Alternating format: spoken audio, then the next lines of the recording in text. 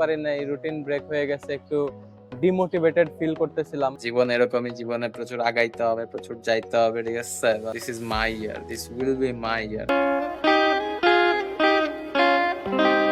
হ্যাঁ এভরিওয়ান, সবাইকে শুভ সকাল। আজকে উঠতে অনেক দেরি করে ফেলছি। আমি রাতে ঘুমাইছিলাম দেড়টা না 2টা বেজে গেছিল ঘুমাইতে ঘুমাইতে। তো উঠছি হচ্ছে 8টায়। মানে অনেক ঘুমায় ফেলছি আমি। আমার ওঠার কথা ছিল 5টায়, নামাজ পড়ার কথা ছিল কিন্তু নামাজ পড়তে পারিনি। তো কি আর করার, নামাজ যেহেতু মিস করে ফেলছি, কাজা পড়তে হবে। আর আজকেও হাতে অনেক কাজ, অনেক এজেন্ডা আছে। দেখা যাক সারাদিন কি করতে পারি। এখন আমি কফি টফি কিছু খাইনি, তাই হচ্ছে গলা একটু অন্যরকম শোনাচ্ছে। তো সমস্যা নাই, আমরা সারাদিনই দেখতে থাকবো যে কতদূর আগাইতে পারি, কি কি করতে পারি। আর stay tuned and please like and share and of course subscribe this channel. কে পাবলিক, কি অবস্থা? এই যে বললাম না যে সকালবেলা ঘুম থেকে উঠতে পারি নাই, রুটিন ব্রেক হয়ে গেছে, একটু ডিমোটিভেটেড ফিল করতেছিলাম। যে ভাবলাম তাহলে রাস্তা থেকে একটু হাঁটাহাঁটি করে আসি, মাইন্ডটাকে একটু রিফ্রেশ করে আসি। ওই যে ডিপ্রেস টেস্টে ছিলাম, যে সকালবেলা নামাজ মিস করে ফেলছি জন্য। এই জন্য হাঁটতে বের হইলাম।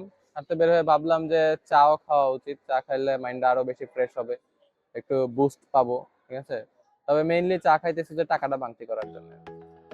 সলিল ফান্দে ঝুরছে সফরি, বাঁকায় ভুরুর তনু, ফুল অতনু, অসীম সোরহানে। তোকে ভালো ক্লাসে দিছি। চা খাওয়া শেষ, এখন বাসায় চলে যাব। কিন্তু যে উদ্দেশ্যে চা খাইছিলাম, ওই উদ্দেশ্য আসলে পূরণ হয় নাই। লোকের কাছে 500 টাকা দিলাম, ভাই ভাঙতি নাই। আমি বলছি ভাই আমার কাছে 500 টাকাই আছে, আর কোনো টাকাও নাই আমার কাছে। আচ্ছা তো বিকালে এসে দিয়ে যান, আমার 43 টাকা দেওয়ার লাগে, আবার বিকালে আওয়া লাগবে। যাই হোক, কাপটা অনেক সুন্দর। গাড়ি ঘোড়া আর হচ্ছে এই বড় বড় বিল্ডিং। তো আকাশটা যদি আজকে একটা নীল আছে। বাসায় চলে আসছি, এখন হচ্ছে ভাত খাবো, ভাত খেয়ে হচ্ছে কাজে বসে যাবো একদম 10টা বাজে। 10টায় বাসায় এসে 9:30টায় বাসায় আসছি, খেয়ে 10টা থেকে 1টা পর্যন্ত টানা একটা পড়া দিলাম।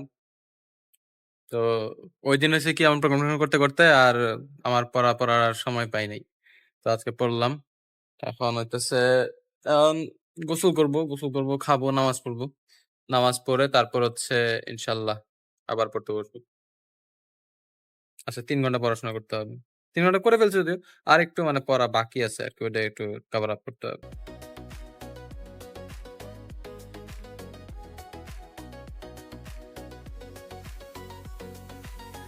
ভাই রে ভাই, মাথাটা তো পুরা ক্যারাবেলা লেগে গেছে।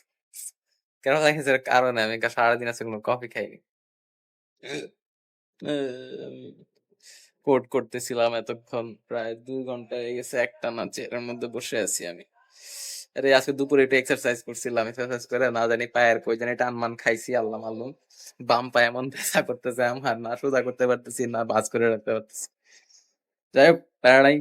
জীবন এরকমই, জীবনে প্রচুর আগাইতে হবে, প্রচুর যাইতে হবে, ঠিক আছে? আর কোনো স্টপ দেওয়া চলবে না, ঠিক আছে? This is my year, this will be my year, ঠিক আছে? I am gonna be happy this year, I am so happy, ঠিক আছে? ওকে, যাই হোক, দোয়া করবেন আমার জন্য এন্ড স্টে টিউন। সন্ধ্যায় আবার আমার হচ্ছে টিউশন আছে, টিউশনে যেতে হবে। এখন কি করব? এখন ভাবতেছি কিছু একটা খাওয়া উচিত, কিছু খাবো, খেয়ে আবার পড়তে বলবো, নো রেস্ট, ঠিক আছে? আবার হচ্ছে কোডিং করতেই বলবো, আবার কোডিং করবো সন্ধ্যা পর্যন্ত। সন্ধ্যা থেকে টিউশন থেকে এসে তারপর আবার আরেকটু কোডিং করবো, তারপর এক্সেল প্রজেক্ট নিয়ে কাজ করবো। এই তো লাইফ। এখন আসলে নামাজ পড়তে হবে বেসিক্যালি। বের হয়ে গেলাম টিউশনের উদ্দেশ্যে। ওই যে সকালে একবার বের হয়েছিলাম, আর বাসা থেকে বের হয়নি। তো সকালে বের হয়ে গিয়ে আমি টেক নিছিলাম, আই ডোন্ট নো। যাই হোক, এখন হচ্ছে টিউশনে যাচ্ছি। টিউশন করে বাসায় যেতে যেতে আমার বাড়ি যাবে হচ্ছে, আজকে লেট হয়ে গেছে। এমনি টিউশন আমার 7টা থেকে শুরু হয়, কিন্তু আজকে আমি বের হয়েছি 7টা 10-এ।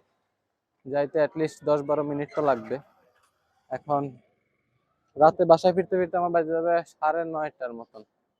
রাতে আবার গেস্ট আসবে একজন, গেস্ট আমার রুমে থাকবে। আমি দিলাম অডিও তো আমি আমার রুমে পড়াশোনা করতে পারবো না আর কি। আমার এখনো হচ্ছে কয়েকটা এজেন্ডা বাকি আছে, ওগুলো কমপ্লিট করা লাগবে। এসকিউএল করতে পারি নাই এখনো। আর এক্সেলের যে প্রজেক্টটা শুরু করব, তো সেটাতেও সময় দেওয়া লাগবে। যাই হোক, so let's get started with this. দুপুরে বলছিলাম না যে পাটা ব্যথা করতেছে, ওই পা এখনো ব্যথা করতেছে, কষ্ট হইতেছে হাঁটতে। হাঁটুর নিচ থেকে ব্যথা, হাঁটুর নিচ থেকে ওই মাসেল গুলাতে ব্যথা। না, আমার এরকম হঠাৎ হঠাৎ হয়। আজকে এক্সারসাইজের কারণে হচ্ছে কিনা জানি না, বাট হচ্ছে এই জন্য বিকালে বের হই নাই। বেশ ব্যথা, বিকালে আর হাঁটতে পারবো না। বিকালে বৃষ্টি হয়েছিল, ওই বৃষ্টিতে এখন হচ্ছে অনেক মোটামুটি একটা ঠান্ডা বাতাস, ঠান্ডা বাতাসে হচ্ছে আপনার হাফাতা শার্ট পরে বেরিয়েছে তো একটু চিল চিল লাগতেছে। এটাকে বলা হয় চিল ওয়েদার। আপনার গায়ে যে কাঁটা দিবে এমন অবস্থা। এটা রাস্তায় প্রচুর গাড়ি ঘোড়া।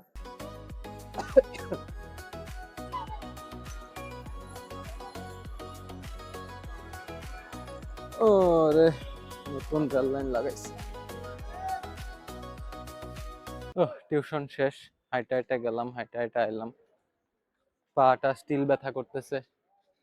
যাই হোক, কষ্ট করতে হবে, কষ্ট ছাড়া কেষ্ট মিলবে না। জীবনে প্রচুর কেষ্ট পাইতে হবে। কেষ্ট কেমনে আসবে? কেষ্ট হচ্ছে কষ্টের মাধ্যমে আসবে। যেমন আমার একটা কথা আছে, ঠিক আছে, পকেটে যখন টাকা ফুরায় যায়, নিজেকে নিজে সান্ত্বনা দেই যে লাগে টাকা দিবে গৌরী সেন। গৌরী সেন কে জানি না, ঠিক আছে, কিন্তু হচ্ছে টাকা চলে আসবে, ঠিক আছে, টেনশন না করি। নিজেকে হচ্ছে তাসাল্লি দেই, সান্ত্বনা দেই যে it will be okay, it will be okay. So আপনাদের উচিত নিজেদেরকে এভাবে সান্ত্বনা দেওয়া, যত প্রবলেমের ভিতরেই থাকেন না কেন, যে ভাই everything is okay, everything will be okay. ঠিক আছে, সৃষ্টিকর্তা তো আপনারা ফালায় দেওয়ার জন্য বানায় নাই, কোনো না কোনো একটা সলিউশন আপনাকে দিবেই যতই বিপদে থাকেন না কেন। So please do not lose hope on your self, keep trying, trying and trying. জীবনে অনেক উপরে উঠতে হবে, অনেক সিঁড়ি বাইতে হবে, অনেক বাধা বিপত্তি আসবে, সবকিছুকে হাসি মুখে ফেস করা লাগবে। So stay tuned with me, follow me, subscribe to my channel, and be a part of this journey. Bye bye.